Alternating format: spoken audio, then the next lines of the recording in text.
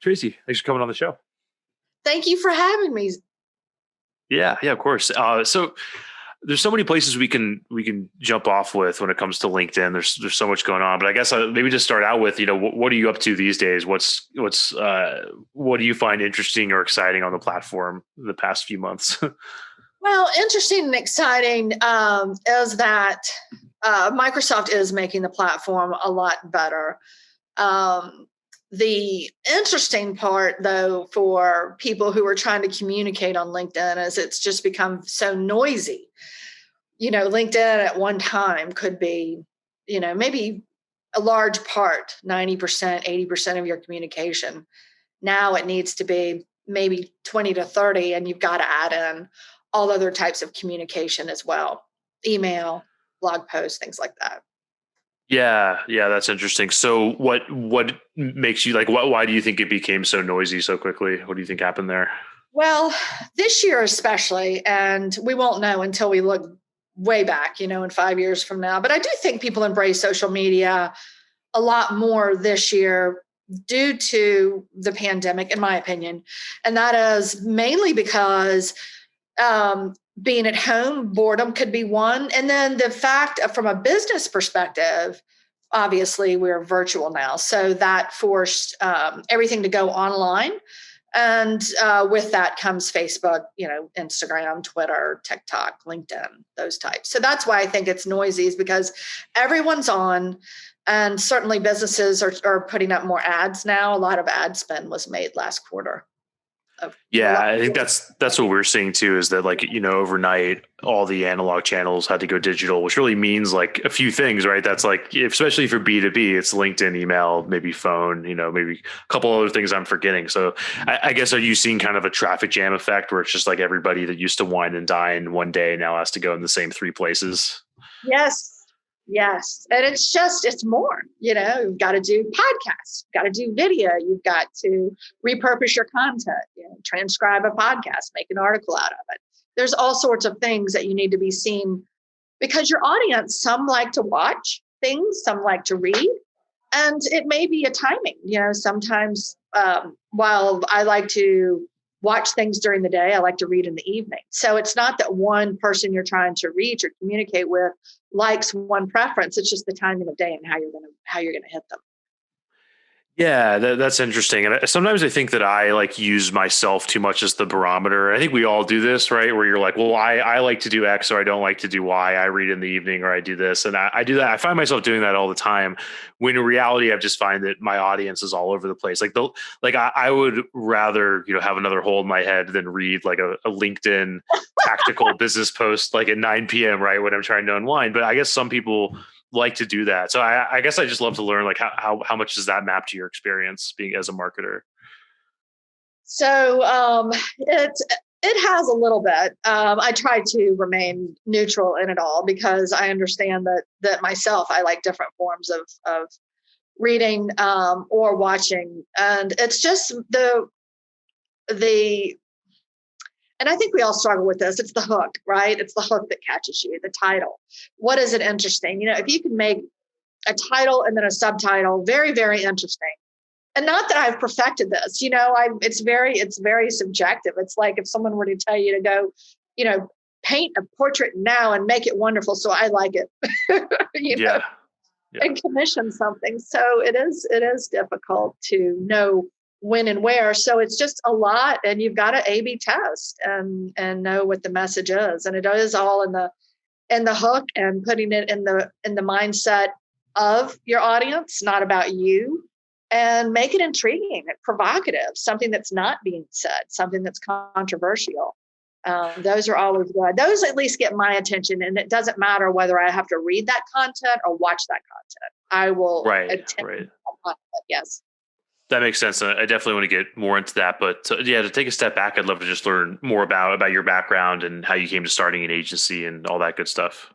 Sure. So I was in corporate America for a long time, and I was in the sales world in technology and was always a hunter. So I was not set to manage accounts. I was set to go and find new business. new logos. And I was very good at that. Sorry about my cat. No worries. Partner in crime. The I was very much, I enjoyed that very much. And life happened, went through a couple of hiccups and decided to leave corporate America. I was diagnosed with breast cancer and went through a divorce right about the same time. So life happened and decided that I wanted to do what I'd always wanted to do, and that is to go and start my own business. And I knew that I needed time and space outside of corporate America. So decided to start an agency. And when I went out to start the agency, and with my great network of on LinkedIn of all these CEOs and CIOs as technology companies, I realized that the sales process was not happening at the clip that I wanted it to. So knowing that my what I had learned really needed to be applied to social media and LinkedIn. And so I created the LinkedAuthority Method. And that sort of is today, it has a partial to do with LinkedIn, but back then it was a major part of what we do. But now we do the method itself is what we sell. We really don't sell the agency stuff. We do website designs and things like that, but it's more along the method that we approach. Right, right, and I'd love to just dig into that a little bit more. So, you're working in corporate America, you're hunting these big deals and stuff. I guess like what made you actually decide to take the leap then? Like what was going on, with those traumatic events and everything that really kind of set you on that path, at that time? Well, I think that those of us who've been in corporate America at some point want to get out, so to speak, want to go do our own thing. We see these big companies, and I always wanted to be an entrepreneur and welcome those things. And having an agency, I had an artistic side, so in my mind, I was thinking, well, I can go do these website designs and do SEO and PPC ads and things like that traditional agencies do, and I'm artistic and I can create.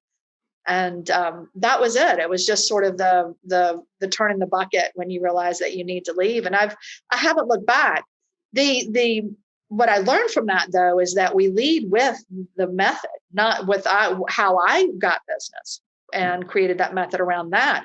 So it's less around the deliverables that we sell. It is just around the method. We go through the whole thing of understanding messaging and how we apply that on social media, because people don't really know how to take offline communication online or vice versa. And it can get complicated and folks do get stuck. Well, how do I take this conversation offline once I'm talking to them online? And then even online, how do I pique the curiosity without coming across salesy or pushy to get folks offline for that conversation? Right. And I know, when I started my company, there was lots of meandering, like in the early days, so I would be working with all sorts of different verticals and doing different things and doing coaching this, consulting that. And then, ultimately, I think we kind of organically fell into helping the market that I knew best, which were ad agencies. And, it's almost like I slotted into a role in which I could be most useful in a market based on my skill set, which was, a lot like you, like doing lead generation and that sort of thing. So I guess what I'm getting at is what did it take to kind of, hone this specialization on LinkedIn, and what did you have to go through to build this process out and actually figure out what would be most useful to people? Well, it's changing a little bit because our tactics and the tool sets have changed. So it's always evolving, but the basis is it's a three-phased approach. And the initial phase, we really look at, okay, who are you as a person? Who is your market? And trying to figure that out and uncovering that better. And then the content part of it is the piece that does keep evolving, because what was considered good content and relevant and compelling 2 years ago is not the case now. People want little snippets of information, snackable content. No one, well, I shouldn't say no one, but not as many people want to read long white papers or ebooks. That's sort of at the bottom of the funnel. So we've gotten better and evolved around the sales funnel and applying content to that funnel, because the top of the funnel is very different than the bottom of the funnel. So all that we have learned and adjusted, because it does keep changing. I mean, the sales landscape has changed.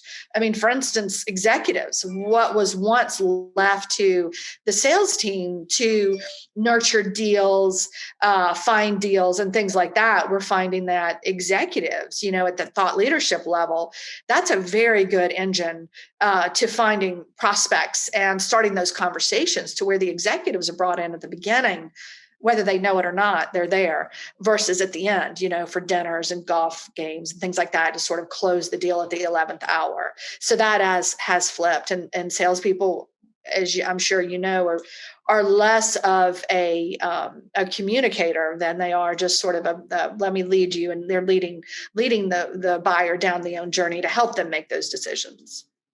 Gotcha. And for those not familiar with it, can you go a little further into that method and just kind of how salespeople are using, what you've built to guide people at this point?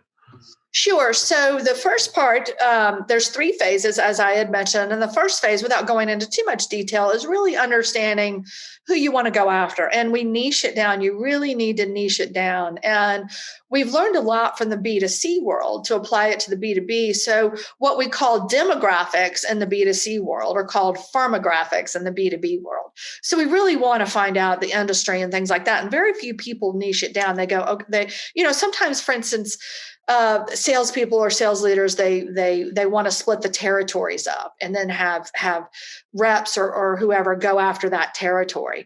Well, that doesn't work very much, because that is muted with all the noise. So you niche it down, even if you're a sales director, niche it down, come up with some compelling content that's going to resonate with that persona, with that problem. And then from there, write, content. It could be attending podcasts. It could be doing some sort of short webinar, a VSL, not these long webinars. That's something else that people really don't want to attend anymore. And then after that, it's just replicating, and it's doing it on a continual basis. And that's where the automation comes in, so that once you find the right message to the right market that resonates, then you want to replicate that with automation. And automation used to be a dirty word, a couple of years ago, but now people realize that you can use it. And automation mainly is a lot of times email. So if somebody opts in for your educational video, or they've requested more information, then you put them in an email sequence that nurtures them. And we say apply a nurture sequence of at least 30 days worth of content. And not to say that you're going to email someone every day for those 30 days, but at least every 2 to 3 days. So it's a good bit of content that you need to produce. Yeah, that makes sense. So there's so much that I want to dig into there. I guess one question is, how much does this have to map with a particular total addressable market, or TAM, right? If I'm an agency owner and I'm thinking about this, and I'm thinking about, okay, our market is these 50 Fortune 500 companies, does it make sense to be sending them automated emails or not? Does this sort of thing still work, or do I need to be thinking about something else? Yeah, so we have clients that go after these larger companies, and that's what we've called account-based management. So the ABM model, and that is, in that same instance, though, you've still got to pick the title, pick the person that you want to communicate with, scratch the problem that you're having. So it still applies. It's just at a smaller, more directed level. So instead of going, and shotgunning everything out, you've got a list of, 10, 20 companies, and maybe 3 to 5 people within those. And those are all you communicate with. So absolutely, you Right. apply the same thing to them as well. Yeah, makes sense. And how much do you encounter or have to deal with the problem of, salespeople not necessarily being content creators, right? So it's like it just feels like the more and more people I talk to, and the more and more trends I see, it's like salespeople are now having to be like creatives and marketers, when I think a lot of people might not have signed up for that. So I guess I just love to hear if that's a problem you encounter, and if so, how you deal with it. Yeah, so everyone groans about that. It doesn't matter if they're CEOs or whoever. It is content is still difficult. But I think when you approach it of content of being a long ebook or a white paper, then it's cumbersome. But if you were to take that ebook or white paper and split it up into little subsections, then it works. So at the onset, people are sometimes overwhelmed in thinking that it's a lot of work.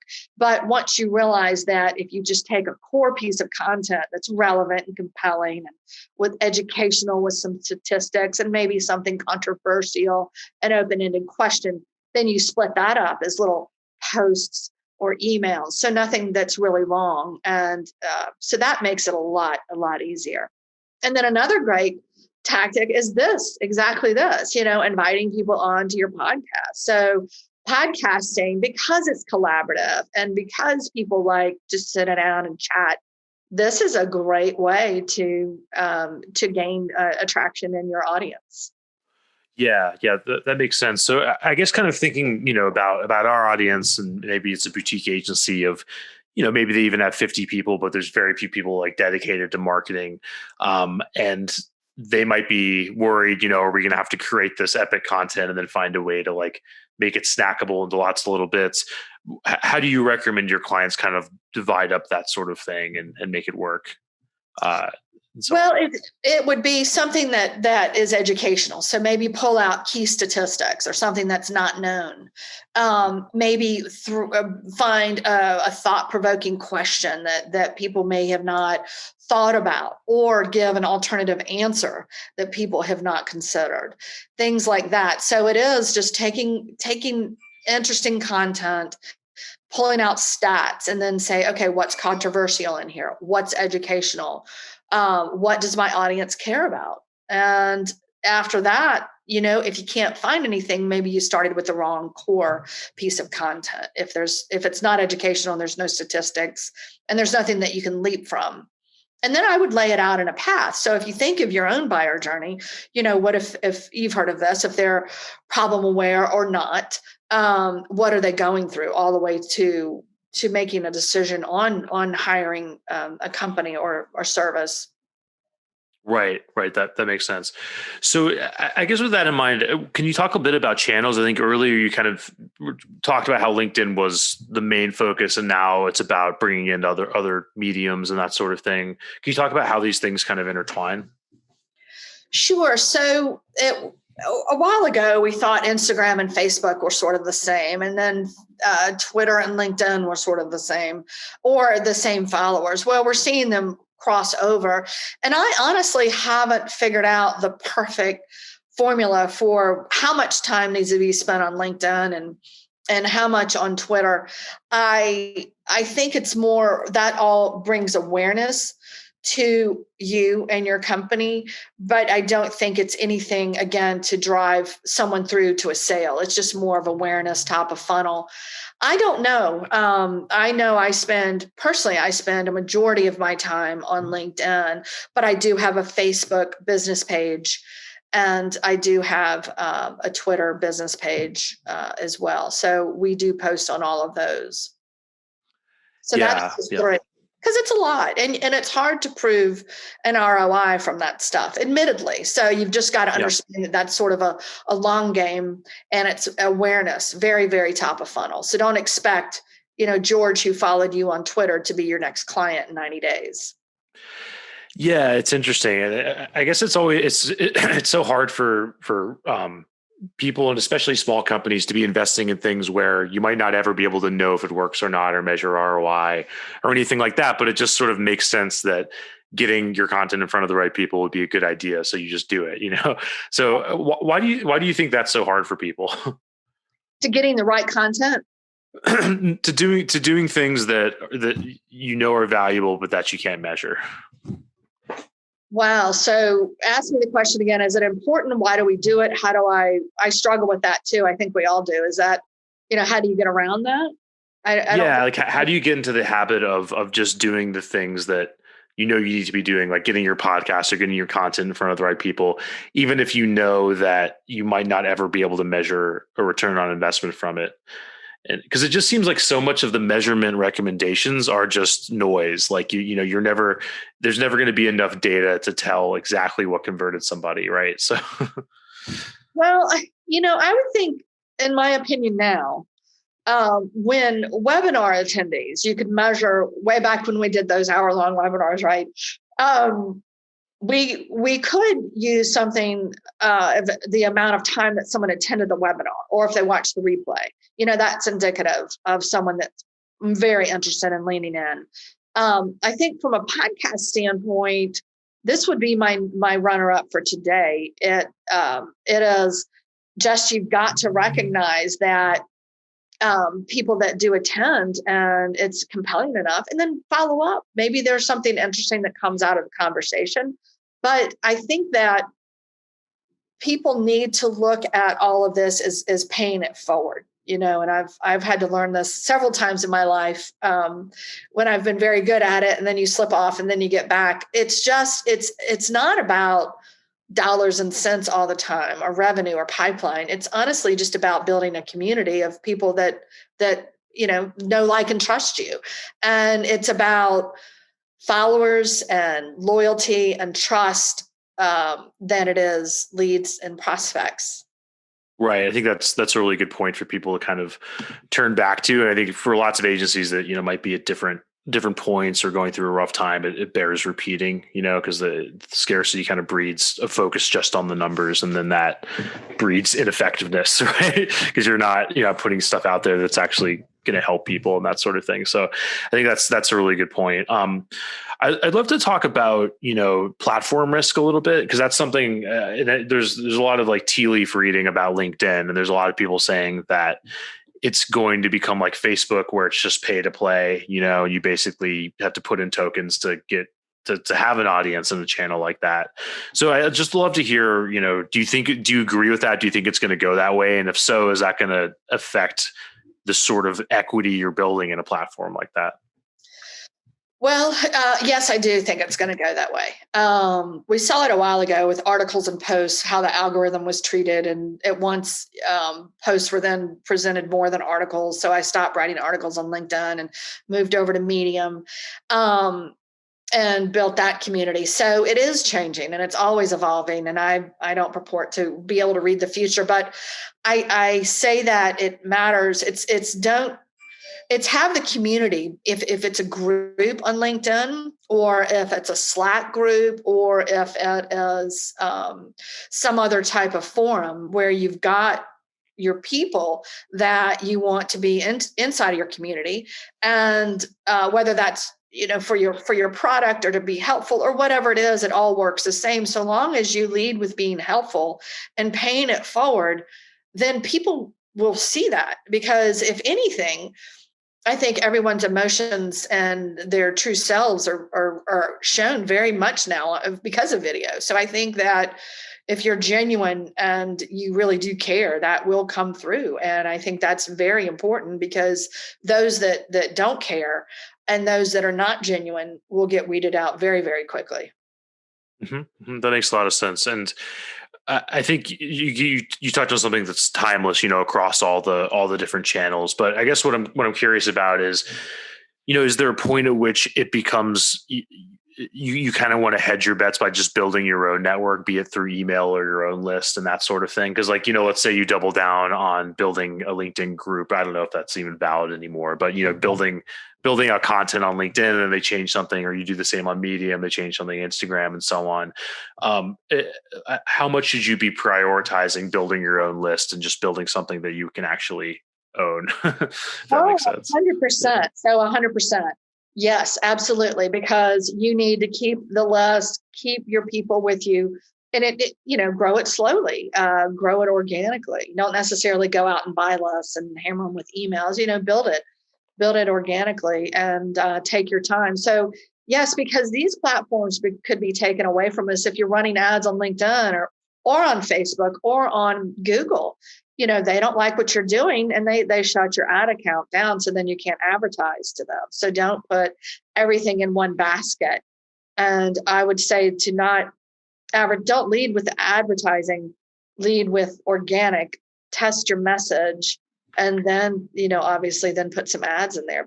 But LinkedIn ads is very, very expensive. It's minimum 5,000 a month Right. to really play with that audience. Right. That makes sense. And I guess for those like that are, and I've had other people kind of focusing on LinkedIn ads, but I'd love to hear your take on that. Like what beyond the investment, which again is probably in the realm of 5K or more, what should people be ready to build and to do if they're gonna go that route? Well, you need to build compelling content, talk to the audience personally, make it about them, decide the persona, and then once you decide the title, the industry, and you send the messaging, then you can go into LinkedIn ads and find those titles and find that industry and find those firmographics or on the personal level, the demographics, and present those ads just to that niche, and figure out how it does and look for your conversions. And don't expect sales from those, but just look for conversions and who opted in and who was intrigued. And then you retarget that group. And LinkedIn also has a code, a pixel. Facebook has a pixel, but you can retarget people who visit your landing page. So LinkedIn does have that. And so you can retarget everybody. And then you could retarget them on Google or on YouTube. I mean, it's all sorts of places. Right. That makes sense. And this might be a tougher question, and not to put you on the spot, but if we're talking to somebody with limited resources, maybe it's an owner slash salesperson, and it's just them, or maybe they have like one person helping them between projects. What's a good starting place? Like, what's the one thing that they can go off and do that'll be a good place to start with? With LinkedIn ads or where? Just in With general? anything in your toolbox. I would figure out a niche, figure out your industry, figure out your story, go through and figure out what their problems are. And then from there, create a hook, like think of what's going to get their attention and stop. We call it stopping the scroll. So if someone's thumbing through on their phone on LinkedIn or wherever, what will stop the scroll? So think of something that's compelling enough for them versus broad, and then have patience, because it is very noisy out there, and organic is taking longer than it once did. So just be patient. Yeah. Yeah, that makes sense. And then kind of getting towards the end of our time, what are you up to? What are you working on now? Are there any projects that are interesting or worth talking about? With your Yeah, clients or beyond? Yeah. we're rolling out a new version of the beta that we were at the end of the year. We had great response to that. I've been absolutely slammed. So now we're rolling out some new solutions inside of that. I guess it's not a beta anymore, but if I can send the data sheets and information if somebody wants to email me at Tracey at thethriveagency.com. Awesome. We'll get that linked up in the notes and everything. Tracey, thank you so much for your time. Appreciate it. Thank you.